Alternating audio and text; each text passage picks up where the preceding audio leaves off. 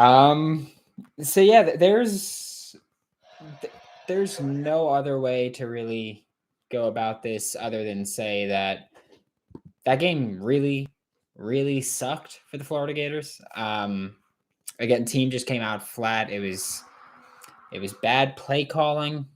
It was bad execution.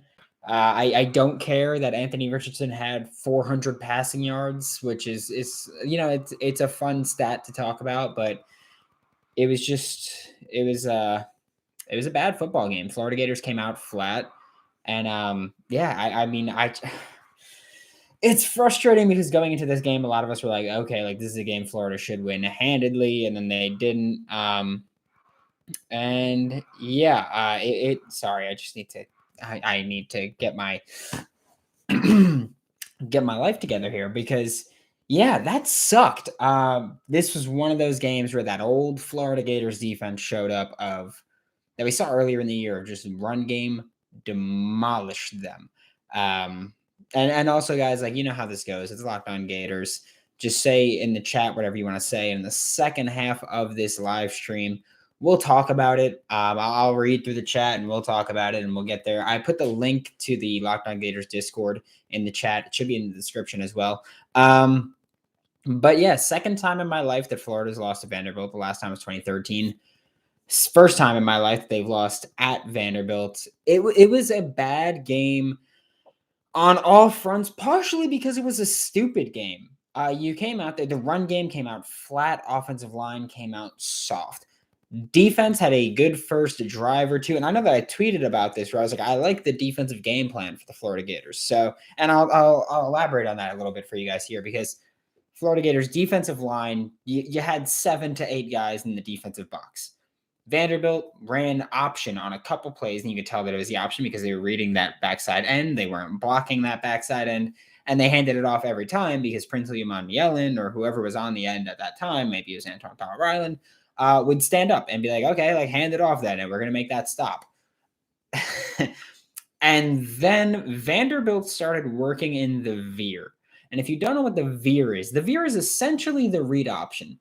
But instead of reading the backside defensive player, you read the guy that the running back is moving towards. Back usually in the read option, you have your backside end running back to the right, and you read the backside end. If he runs in, then you take off, and if he stands up, then you hand the ball off. That's what Florida was doing. The veer, you have the play side end, the running back to your left, and you read him. If the end stands up, you hand the ball off. That's what makes it the opposite of the read option. If the end stands up, you hand the ball off because he's standing up. So you run out wide. Vanderbilt started doing that. And that is what made them start taking advantage, start getting these bigger gashed runs against this Florida Gators defense. When it comes down to it, the initial game plan for Florida was a good game plan. And then Vanderbilt made adjustments, and Patrick Toney, Sean Spencer, Billy Napier did not make adjustments. That's what's the chess match of football, making adjustments to counter your opponent's adjustments. And Florida just didn't make those adjustments. They got bailed out towards the end of the game by, I don't want to even blame Mike Wright, but by Mike Wright throwing that interception to Jason Marshall Jr.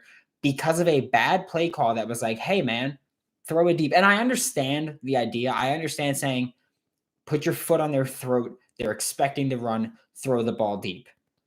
That I understand, but usually you do that when you're the better team. If you're the underdog, you usually just go, okay, let's run this clock out, try to get a field goal here and extend the lead even further. So that was a bad decision by Vanderbilt. Mike Wright also could have just not thrown that ball, but he did, and that screwed the team over, or could have screwed the team over, but then Florida just it all. Dejon Reynolds,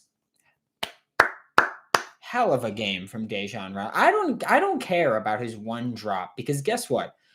He was the only receiver out there that was putting it on the table every damn play. Dejon Reynolds had the game of his life. I know that last week I was talking about how he should be getting more reps. I'm hoping he continues to get more reps.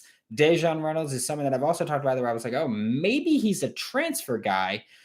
because he's not getting reps and he's better than the reps indicate. And he proved it here. He proved it here. He was the best wide receiver on this team. I get it. Justin Shorter was there too. Dejon Reynolds played a better football game. Dejon Reynolds played a damn good football game. And while this game sucked for the Florida Gators, Dejon Reynolds is one of those guys who can walk out of here or should walk out of here with his head held high because he knows he did every damn thing he could to put this game back into play for the Florida Gators. 2 touchdowns, 8 catches on I think 9 targets, 165 yards. I don't care that he had that one drop because guess what? Later that drive, he reeled in the touchdown pass. I don't care about it. Dejon Reynolds played a hell of a game, put him on the field more. I don't know why Caleb Douglas didn't play more. I don't know why they went so much Dante Zanders and Jonathan Odom. They're not good pass catchers. This is a game where Anthony Richardson threw the ball 42 freaking times. You want to throw the ball, right? Put a pass catcher on the field. Dante Zanders isn't a good run blocker or a good blocker in general. He's your blocking tight end. He's not good at it. Jonathan Odom is good at it, but he was only out there really in 12 personnel for the most part. Montrell Johnson, 2 drops, one of which I don't want to blame him on. That one that was to the right, he had a drop to the left of Anthony Richardson. The one to the right of Anthony Richardson was Anthony Richardson's fault because why the hell are you throwing a 40-mile-an-hour, not even 40, it was way faster than 40. Why the hell are you throwing a ball that fast out to your running back when he's right there and no one's near him? Just go and just get the ball to him. Like it was just consistent stupidity. Also, I apologize if I'm blinking a ton. My right contact is driving me crazy right now. But it was just bad. I mean, defensively, this game sucked. It did. You know, Ventrell Miller got ejected and he's going to miss the first half of the Florida State game, which really sucks. Prince Liam and Mielen played a great first couple drives, and then he kind of started giving up the edge, and he had that stupid penalty after where he was on. What happened with the penalty for Prince Liam Mielen? He got pushed to the ground. He was on all fours, and someone pushed him in the head. And then he got up and retaliated, and he got penalized for the retaliation. And I know you could say, oh, they did it first. They did it first. It does not matter. The referees always throw the flag on the person that retaliates. That's how it freaking works. You cannot retaliate. That's a stupid decision. You cannot retaliate. It's as simple as that. Just don't retaliate. If they're going to push you, let them push you. If they're going to talk, let them talk. Do whatever. You have to let level heads prevail. They did not do that. Florida played a dog crap game, and I want you to know how badly I want to use further expletives because this game was complete horse crap. It was a bad football game, and they should be absolutely ashamed of themselves. Trey Dean came back down to earth. He played an absolute dog crap game. Amari Burney, congrats. You had 10 tackles. You played a dog crap game. Javon Dexter played one of the best games of his season, by the way. He actually showed up for once. Anthony Richardson went back to being the Anthony Richardson that we saw earlier in the year where things get a little shaky for him and he goes, oh, and cannot retaliate and cannot recover. He's just, wah, whiny little baby. And that's what he does. That's what he does. That last play was pitiful. That last play where he just threw the ball freaking 20 to 30 yards out of the end zone. I don't know what was going through his head, but holy crap, was that a stupid decision? Was that a bad play? And I will say this, Gators fans, and I'm not saying Anthony Richardson's bad. I'm saying he played a crappy game. He'll be back next year because the thing that worried me with Anthony Richardson was never, he's inconsistent. That was something where I was like, okay, I know NFL teams will take that and NFL teams go, okay, we can develop him and we can build him. But the mental thing that he did again was once he got in his own head, he was crappy. And it's as simple as that. He gets in his own head. He starts pouting and when Dejon Reynolds dropped that, what would have been touchdown pass. And I think it was 2nd and 10 when he dropped that would have been touchdown pass. Anthony Richardson then turned around and crouched down and started hanging his arms between his legs. As a quarterback, you can't do that. As a quarterback, you go to that receiver and you're just like, hey, man, you'll get him next time. Or you just go, you'll get him next time. You can't turn around, crouch, and hang your arms between your legs like you're still in high school. Because guess what, man? You're in your 3rd year in college. You need to buck up. You're the franchise quarterback here that people want to call you that. act like it sometimes when you're in the game. It's terrible. Like this sucked. Anthony Richardson needs further development. He desperately needs further development. It was a crappy game. And also I don't know what is wrong with him that he didn't run the football. He has the green light to run whenever he wants to run, and he chose not to. And again, this is not me saying Anthony Richardson is bad. My stance on Anthony Richardson has never, ever changed. He's wildly inconsistent, but he's one of the most physically gifted human beings on the planet, so you deal with that. That does not shield you. I can't believe that. Like, that doesn't shield you from criticism. If you play a bad game, if you suck in a game, you deserve the criticism that you're getting. It's as simple as that. And now I'm going to read the chat. I see you guys talking.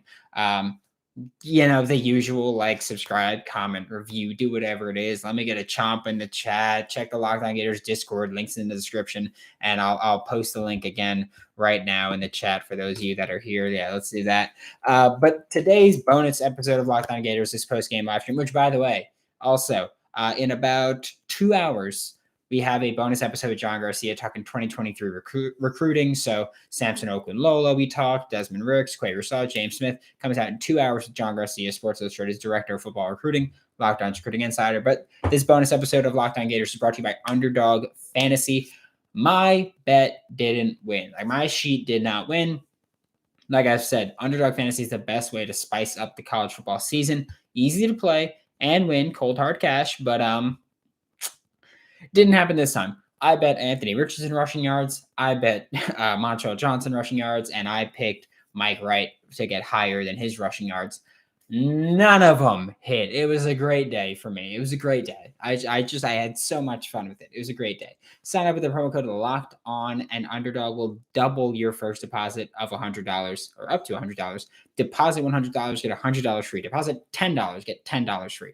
They'll double it. So there's that. But now we're about to look at the chat because I hope you guys are as mad as me because I'm pissed. Like, I just want you to know I'm pissed. That's what we're doing. It's been a day. This was one of the worst games I've ever seen as a Florida Gators fan. Lit, what's up? That sucked. Overall, that just sucked. We need to be getting in touch with Urban Meyer. Okay, let's not go that far. Ready for Billy's presser where he I'm not going to say that part, but yeah. Billy shouldn't get a ride home. Sorry, that was pathetic. That's okay. Here's the thing. The team showed up flat, yes, but again, Nick Saban lost to Louisiana Monroe when he came to Bama, and he lost to UAB when he was at LSU. I might be flipping those, but either way, it is what it is. Kirby Smart lost to Vanderbilt in his first year. Florida lost to Vanderbilt. I thought that the game that they dropped would be South Florida. I thought that was going to be the one that Florida sucked. No, it was Vanderbilt. They gave me false hope. So there's that. What's up, bro? Bad game. Still go get always go Gators. Like, that's the thing. We're allowed to be mad. We're allowed to be upset. Chris Couch probably shouldn't have a job tomorrow morning. Chris Couch, by the way, is the game changers coordinator. You know, the person that put Jason Marshall out there and then didn't tell him, hey, if that ball's out at the 5 and over your head, don't field it. And then led to a Vanderbilt touchdown, which, by the way, this game was a 1-touchdown game. So, crazy. Special team sucks for Florida. That's a horrible thing. Got whooped in all 3 phases of the game. Offensive and special teams sure did. Upset ourselves, TBH. Yeah, but like, that's the thing where I hate going, we beat ourselves. I hate that because guess what? The other team still played better than you. Whether you played down or the other team played up, the other team played better than you. Kingsley Aguakin, you have no business being on a field right now. I said last year I was incredibly harsh on Kingsley Aguakin. I was so harsh on him as a player. And this year I went into it with a fresh start. First half of the season, he was pretty good. He's got, I think, now 24 penalties in the past 2 seasons. That is so stupid and unacceptable. You can't have that. Take him off the field. He's a perfectly average player in between whistles. But he gets so many penalties. And the one against Vanderbilt was so stupid. Montrell Johnson's on the ground, and he just comes and lights up the defender. It was so stupid. Like you cannot do stupid things, and that's what they did. It's impossible to excuse these things. Mullen didn't lose to Vanderbilt. Who cares what Mullen did? Stop comparing Billy Napier to Dan Mullen. Go Gators, but still Billy had a bad plan. Billy had a crappy plan. And here's the thing. I understand it because Vanderbilt has given up a lot of explosive plays in the passing game. We saw it happen. We saw explosive plays be there and be available. Anthony Richardson overthrew them. They were inconsistent play calling. I don't know why. They were like, hey, every fourth down is the only time we're going to throw the ball deep. I don't know what the hell was going through the thick skull there, but it was horrible. So I think the game plan was bad. I think execution was even worse. Penalties were stupid. You shot yourselves in the foot consistently. Jason Marshall, I don't even blame him for the muffed punt. I blame the coaching staff. Don't put him back there. He's not a punt returner. There's a difference between saying, I know someone in the Lockdown Gators Discord was like, oh, like you should have someone who catches passes for their job back there. I don't think that's necessarily true. You could put a corner back there, and that's fine. Some of the best returners in history have been corners. It's irrelevant there. But you have to put someone there that knows what to do. And Jason Marshall doesn't know what to do, so he shouldn't be out there. He did play a pretty good game in coverage. I'll give him a lot of credit there because I've been pretty harsh on him in coverage. He played a good game in coverage. Let's have Shake Money. Who has the most trash football program, Texas A&M or Florida? Easily Texas A&M. Imagine losing to Vandy. Imagine losing to the team that lost to Vandy. Okay, then shut up. Like that was moist, whoever you are. That was probably the stupidest thing anybody's ever said in a chat. Good job. At least you set the bar high. Ventrell not just running through that guy and letting his head. Yep. Completely shot ourselves in the foot. I'm so sick right now. What was with the massive overthrows? Oh, Josh, the massive overthrows came from the fact that Anthony Richardson is a wildly inaccurate quarterback and he's wildly inconsistent. And he has no idea what to do half the time that he's playing quarterback. I'd be happy if he transferred. I mean, he's not going to transfer and he shouldn't transfer. He's still immensely talented. He's just so raw. So disappointing right now. Same, Zach. I had it to be a Florida Gator. Let's get one, TJ. AR sucks. Disagree. He's just wildly inconsistent. Reynolds is one of the only players that would catch a flipping ball today. I know. Reynolds did ball out. He did. Everybody dropped. Yep. AR sucks. Came in for a shot at time. Disagree. Tell you what, that is a classic Gator game. Yep, exactly that, Josh. It was so classic Florida Gators where it's like, yeah, sure. The only 4 losses on the season are to great teams, or at the time, great teams. Let's drop one to Vandy. Who, by the way, Vandy, if you beat Tennessee next week, you're bowl eligible. So at this point, I'm hoping for it. But yeah, it was rough. Where was our offensive line today? They looked pathetic. They've been kind of regressing as the season's gone on. That's something that's happened with them. Burn the pages in the playbook with a ton of screen time. We could try, but then there's going to be like 3 plays, so I don't know what to tell. The whole organization, Napier better quality control his own play calling and hire an OC. Okay, here we go. My favorite complaint. Billy Napier does not need to hire an offensive coordinator. Billy Napier needs to hire a passing game coordinator because your offensive coordinator is Rob Sale. And for the most part of the season, this offensive line has been great. And even if they haven't been great, they've been better than we've seen in years in Gainesville. Rob Sale is the offensive coordinator. You hire an offensive coordinator, odds are you lose him. He's not going to want to take a demotion to co-offensive coordinator. Rob Sale needs to stay. You hire a passing game coordinator that could change everything as long as your offensive play caller, in this case, Billy Napier, is willing to take the opinions and the advice and the help from the passing game coordinator. Look at LSU in 2019 when Joe Burrow had that insane season. What happened in that season? Steve Ensminger brought in Joe Brady as a passing game coordinator. Joe Brady brought Saints passing concepts to LSU. Joe Burrow set every freaking record there was. They went undefeated. Passing game coordinators are greatly underestimated, greatly undervalued by the fan base. But a passing game coordinator can change everything. And I'm not saying everybody's going to be Joe Brady as a passing game coordinator and everybody's going to be Steve Ensminger where they're willing to make those changes and make those adjustments. But it definitely helps you to have that extra talent there. 300 plus passing yards, but he sucks. If he had any other QB, we still lose the game. I don't know. My biggest thing with Anthony Richardson is even the passing inaccuracies today. It was his complete unwillingness to run the football. That's what it was. I don't know if he's going to declare for the draft unless he has a first round grade by the draft advisory board. Yeah, those yards came when Vandy was playing prevent. Billy Napier's not in over his head. He's not. He's you know how he's not in over his head because he showed up and he was like, we have a lot of work to do in Gainesville. When he got hired, he was like, there is a lot of work that needs to be done here.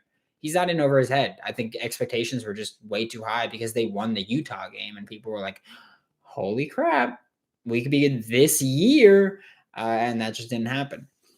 For being 100%, the O-line was non-existent in the run game. They were soft. I don't fault Montrell Johnson and Trevor Etienne for not having good games. I fault the offensive line for sucking. AR was trash. He was. Majority of is on the offensive line. The receivers not catching balls. Penalties too. Just not even O-line play. Just penalties. Missed 4 TD passes. Needs a binky.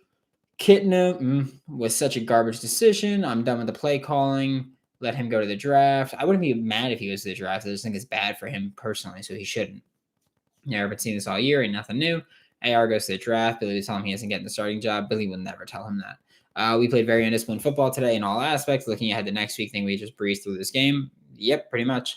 AR is just blank trash. Y'all can't cover it anymore. I don't say y'all. Don't say y'all, because since last year, I've been getting dunked on for saying Anthony Richardson is wildly inconsistent, wildly inaccurate. And Gators fans were ready to have my head for it because he's a golden boy, but hasn't been this year. What else do we got? Hope he comes back. Easy wins for the rest of the SEC.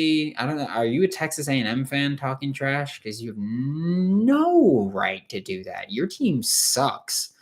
I don't get how someone was such. Okay, I'm gonna stop reading everything out loud, just because I just want to get through. I never cried like that. Yeah, Josh. AR mentally, that's what scares me. Like I was talking to Giants people because I also write for Sports Illustrated covering the Giants, and they were asking about AR, and I was like, the thing that worries me with him is mentally he's scared. And being in New York media, if you can't deal with Gainesville media, you're gonna be toasted. So yeah, there's that. I don't think AR heard about it. I don't think I know you're a burner account 2430. I don't think anybody that has weight told Anthony Richardson is first round quarterback. Media, sure, but I don't think anybody that holds weight in the NFL world told him that. They shouldn't. They wouldn't. So delusional if you think Rashad is just going to come in and turn this dumpster fire around. What do you mean dumpster? Aren't you a Texas A&M fan? What are you? Are you a Georgia fan? Are you a Texas A&M fan? I can't even tell because you have a 300 avatar. But what dumpster fire? This is the first loss to a not ranked team all season. Who cares? Can't get mad that he's not developed. I can get mad that he's not developed. I'm not going to be mad at him that he's not developed, but I can be mad that he's not developed. StreamYard, Brandon. What Q? I don't know what you're saying. StreamYard. I understand what StreamYard is. I don't know why you're telling me StreamYard. Billy with the portal. Don't think so. Okay, we're going to look through these and we're going to kind of burn through these because we're over the time that I like to go. Whoop. What's up, K Alex? Miss you, buddy. Been a while. Hopefully LI's good. Yeah, let AR throw and suck because of it. Should have said running game. Should have just let him run the ball. Like, he's going to be back. He shouldn't go to the next level. Like he shouldn't go to the NFL because he won't be good. He needs way more time. Sorry, I'm going to skip through most of these towards the end, just because we are well over the time that I like to go of 20 minutes for these. Florida doesn't need an offensive coordinator, Ruben. Shut up. I'm just going to start being rude about it. Doesn't need an offensive coordinator. You need a passing game coordinator. If you bring in an offensive coordinator, odds are you lose Rob Sale, who has done a damn good job this year. You don't need an offensive coordinator. You need a passing game coordinator. But thank you all for tuning in. It was a rough day, but hey, at least we have each other. Check the Locked On Gators Discord in the description. I'm going to post it in the chat right now. Like, subscribe, do whatever you. I don't have a StreamYard link, Q. I'm sorry. I don't use StreamYard, so I don't. I know what it is. I don't use it though. I usually Restream. Usually, right now I'm literally just going live from YouTube Studio. But thank you so much, everybody, for tuning in. Greatly appreciate you. Locked On Gators has grown insanely over the past year or so. Thank you so much. I appreciate you all. Love you all. Billy will be open to a QB battle next year. Thanks for tuning in. I don't know if Jay's here today, but Jay from Ireland, love you. Josh from Spain, or Josh in Spain, love you. Hey, Jay, there you go. Yeah, so thank you all for tuning in. Appreciate you. I cannot express how much I appreciate you. We'll be back like I said, in about an hour and 45 minutes. We've got an episode with John Garcia dropping. Tomorrow we've got an episode with John Garcia dropping. Every day we've got Locked On Gators. We'll be back. And as always, no matter how bad it gets, go Gators in all kinds of weather. That's the beauty of them. Thank you so much. Hope y'all have a great rest of your day. Let's hope that there's actually good football on at some point to watch.